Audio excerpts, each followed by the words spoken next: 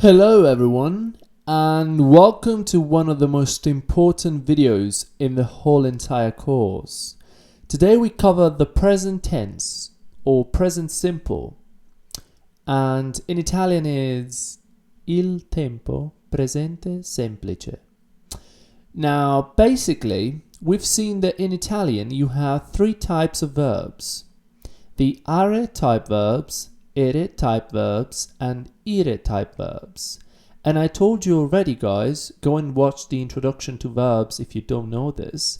But basically, I told you that the way you can see whether or not a verb is an are type verb or an ere type verb or an ire type verb is by looking at its infinitive form.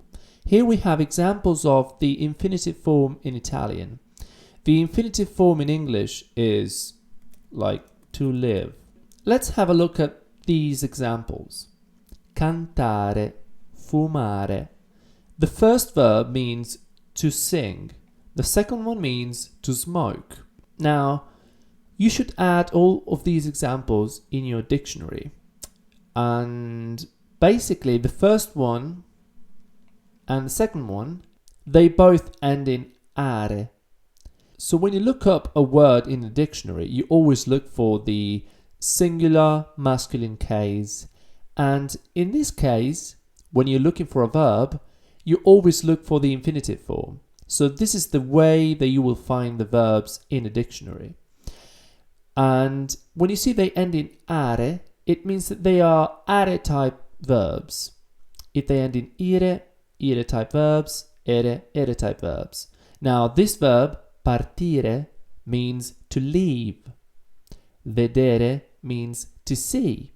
Now, how can you do to conjugate verbs? Because this is what we're going to learn today.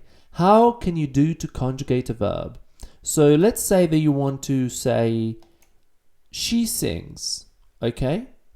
Now, she sings in English, and we've said that the verb to sing is cantare. Now, the first thing that you have to do is to separate the stem from the ending. The stem is basically the remaining part of the verb without the ending. Now, let's get the right tool.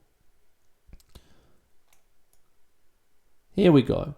So we separate the verb in its infinitive form and we get the stem and the ending. Now, the ending is going to tell us what type of verb this verb belongs to. In this case, it belongs to the very first category and the first type. It's an are type verb. What we do is we get the stem, which is the verb without its ending, and we bring it all over here, and we have our conjugations. Io canto. This is I sing. Tu canti. This is you sing. Lui canta. This is he sings. And so on. So this is how verbs work in Italian. And this is how you conjugate verbs in Italian. In this case, we want to say she sings. Therefore, we will have lei canta. Lei canta. This is how you say she sings in Italian. We've also said the very advanced speakers, and indeed all native speakers, tend to omit the subject because the conjugations in Italian are all very different from one another. It's not like in English. So this is more complicated at first when you have to learn them all, but then basically you can afford things that you couldn't afford in English. You can afford to omit the subject and just stick with the verb. For instance, if I say canta, this can either mean he sings or she sings. So the context will also help me out, and basically I will get away with not saying the subject. Okay? Let's try another example. Let's imagine that we want to say in Italian, we leave. Like, we're leaving. We leave. First thing, we look up the verb in a dictionary and we find out that the verb to leave is partire, partire. What we do after that is we separate the stem from the ending. We interrogate the ending. We want to find what type of verb this is. It's an ire type verb. It's easy to say because it ends in ire, I-R-E. Therefore, we take the stem and we go all over here. Parto. This means I leave. In this case, well, in our case, we want to know how to say we leave. And this is how you say it. Partiamo. Partiamo. So we leave is noi partiamo. Or how any native speakers would say, partiamo. Partiamo can either mean we leave or we leave. There's no other possibility. It's just that. Therefore, nobody says noi partiamo, unless you want to really be specific. Also, notice all the little patterns, because of course you might say, well, this is more difficult than in English. I have a lot of conjugations to learn. True, but you have easy patterns. So like in English, the third person singular is always the same.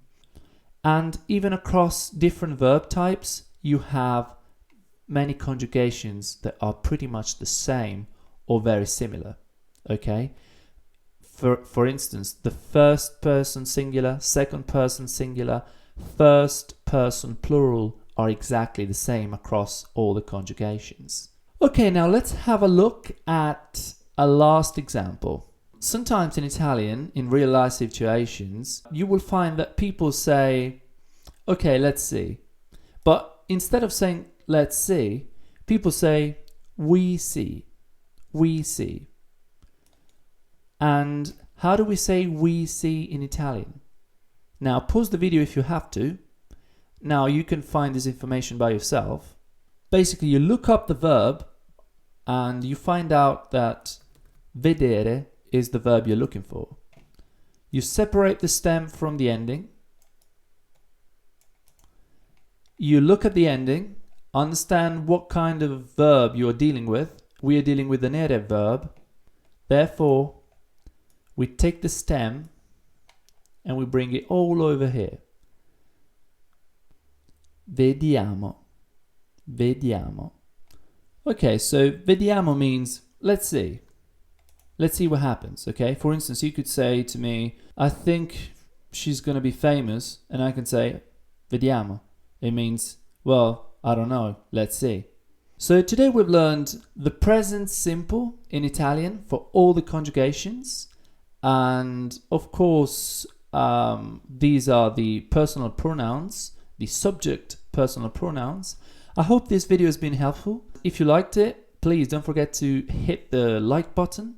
Subscribe if you haven't already, and I'm looking forward to seeing you in the next video. Take care.